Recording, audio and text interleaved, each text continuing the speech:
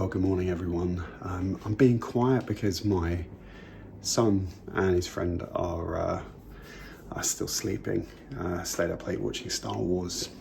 Anyway, today is the test ride of the Himalayan 450 and I'm really looking forward to it. Didn't have a good night's sleep. Part of me thinks I was quite excited about going. The weather's good by the look of it, and so yeah, really looking forward to taking it out. Grateful to All Well Motorcycles who are facilitating it, and yeah, be interested to see what the differences are in how it feels to the Interceptor, because actually I've only ever ridden one other big bike, which was the T100 the other day. My only experience of bikes. No, that's not true actually. I had my lessons on an MT-07, I think, MT-07. So yeah, be interesting to see what this bike feels like, and yeah, excited to get out on the open road and give it a bit of a test ride. I'm gonna have some breakfast and wake up, because as you can see, I'm a little bit tired.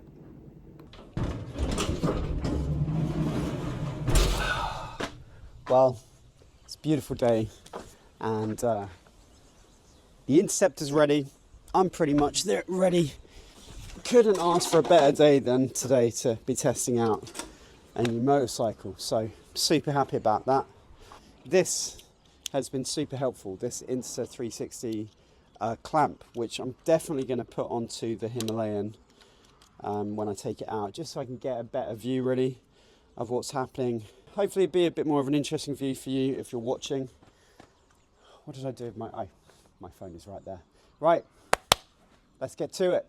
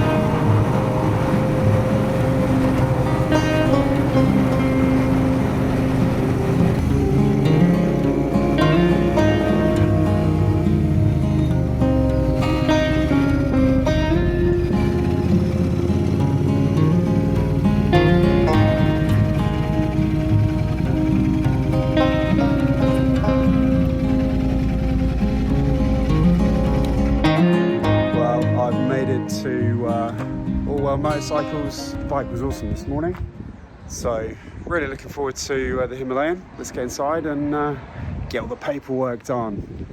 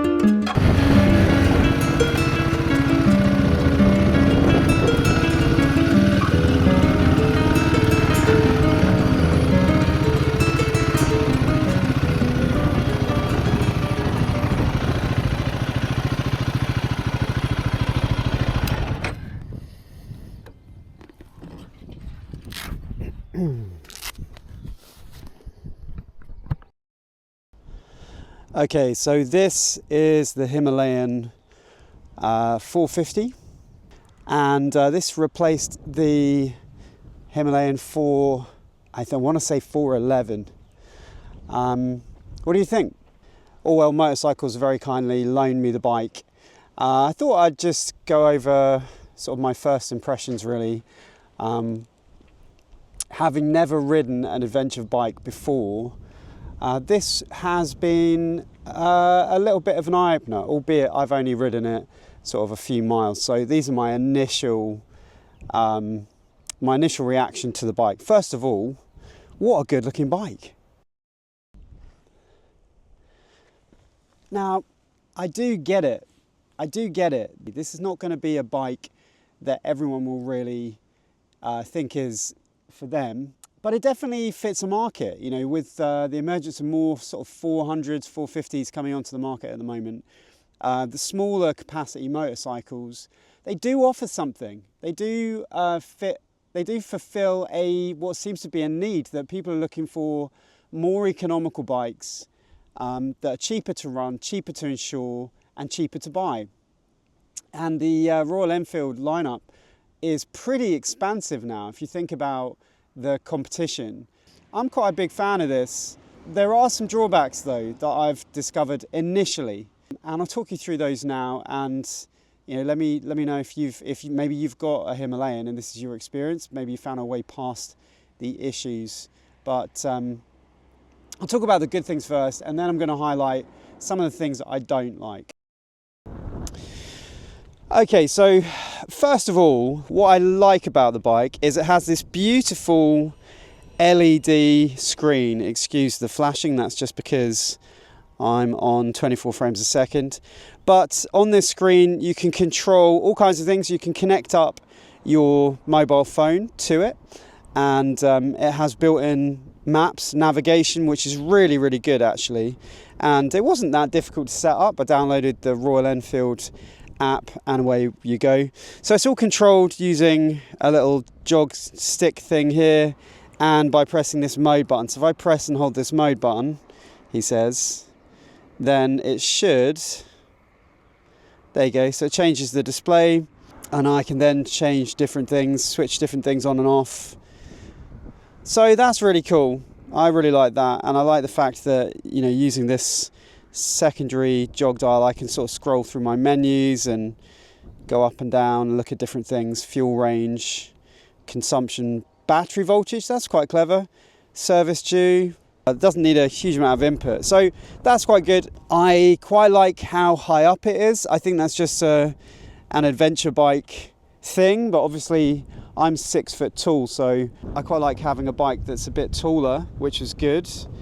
And certainly I didn't feel stooped on it. It's got a really good riding position.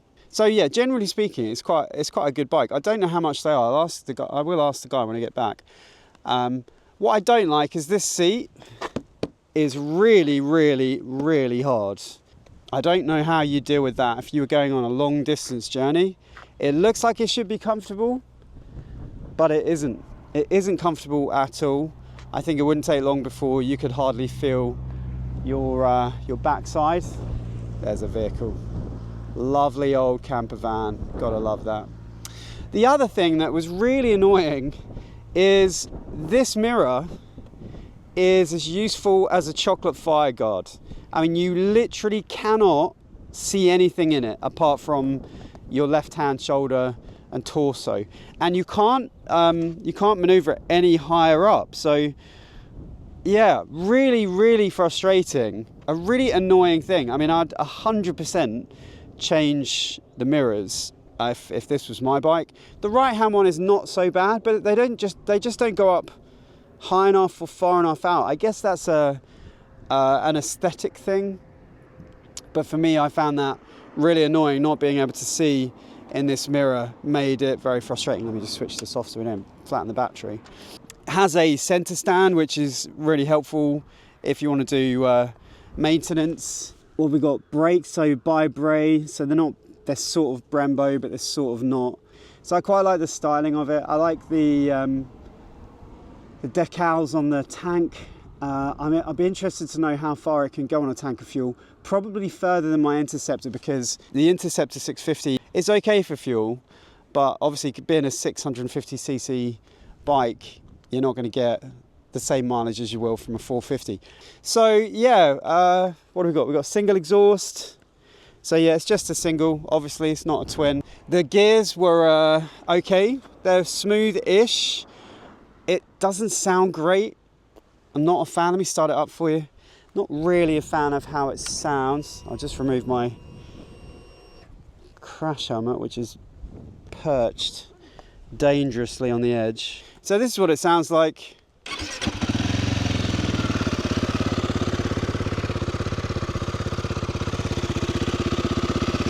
Give it a little rev.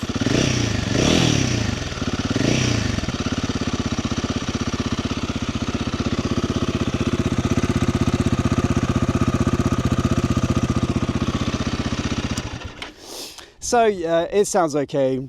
It sort of sounds, with that exhaust, a bit like a 125. What have we got tyre wise? We've got a 140 by 80 by 17 Seat on the rear, which looks quite good. And on the front, 90 by 90 21 is what we've got on the front. Also Seat. So is that how you say that brand? This little fairing's quite nice. Nice LED headlight going on there. This is quite funky, having this sort of secondary mudguard on the front. So yeah, it's okay. It's okay. They probably want about £5,000 for it, maybe even 6. And I'm not, yeah, it's not for me. I wouldn't pay that. But if you're in the market for a 450, then I think this is quite a good option. Apart from I'd change the seat, fix the mirrors, and change the exhaust, this could be a nice little bike to go touring on. I don't know, it sort of has off-road vibes. So listen, that's my completely ignorant opinion about this bike. It's okay. I'm not sure I'd want to take it anywhere far. I wouldn't want to go on a long distance journey on it without making a few changes. But yeah, Royal Enfield, nailed it. Good job, I think. You can tell it's built for a budget. Oh, I haven't mentioned the suspension. It's quite hard suspension. I don't know if that can be changed or adjusted. I haven't actually looked. Let's have a look now. Obviously the front is not adjustable. The rear is adjustable, but it doesn't look very adjustable if you look at that. There's a bit of adjustment you can make in there. But obviously just because it's got that single spring damper at the back, then you're going to be limited by how much you can change that. So let's get back on the road, do a bit more riding, and we'll see if I can find my way home. Oh, back to Orwell's, otherwise they'll get cross.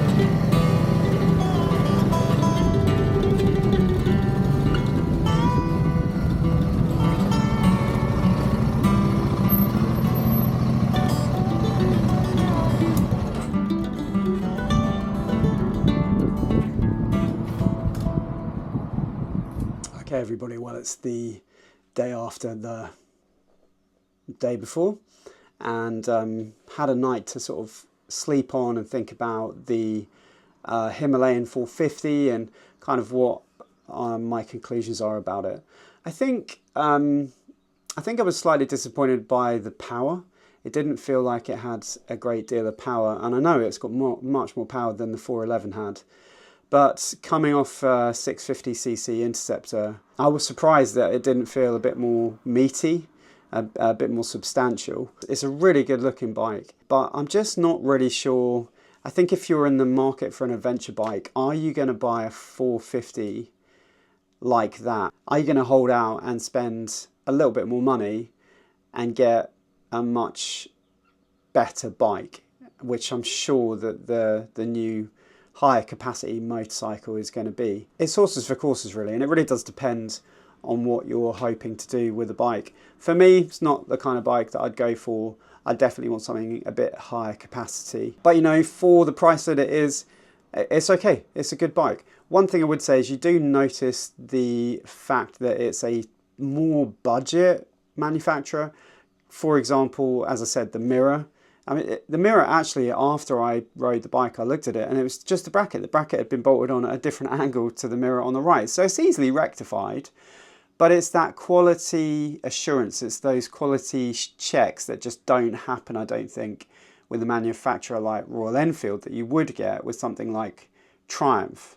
So, you know, if you were comparing as it stands, the Triumph Tiger adventure bike range to Royal Enfield, obviously there's a gulf in cost, but there's also a gulf in quality. And there's another thing, like the ignition barrel, the key wasn't quite straight. It's at a slight angle, and that would just a little thing that would really annoy me every single time I got onto the bike. You know, you expect it to be level, but it wasn't. So all in all, it was a good experience. I'm glad I did it, but it's not really the bike for me. But for around the £5 mark, if you're looking for an adventure bike, perhaps you're on a limited license, then actually it makes a lot of sense. It's going to be a great bike to do commuting on. You can go further afield and do a bit of adventure riding if you want. It seems like really a jack of all trades, but not really a master of any. It's not the kind of bike you go on a long distance trip with because the seat is incredibly uncomfortable. It doesn't have enough power, I don't think, to do that, although you could probably get away with it. I'm sure you could. I'm sure you could go around Europe on a 50 if you really wanted to. But at the same time, I do think it ticks a lot of boxes for a lot of people. It's cheap to run. It's an economical bike. It's inexpensive. I'm pretty sure Royal Enfield are doing some good finance deals on their bikes at the moment. So if you're in the market for something that looks a little bit different, is a bit more of an upright style, which might appeal if you're an older rider, is a good height if you're a taller rider, gets great miles per gallon if you're doing any kind of commuting or long distance riding, then could be for you. Just not my cup of tea. Thanks for watching this video. Don't forget to like, comment and subscribe if you haven't already, and I'll see you on the next video. In the meantime, keep the rubber side down and the rider side up.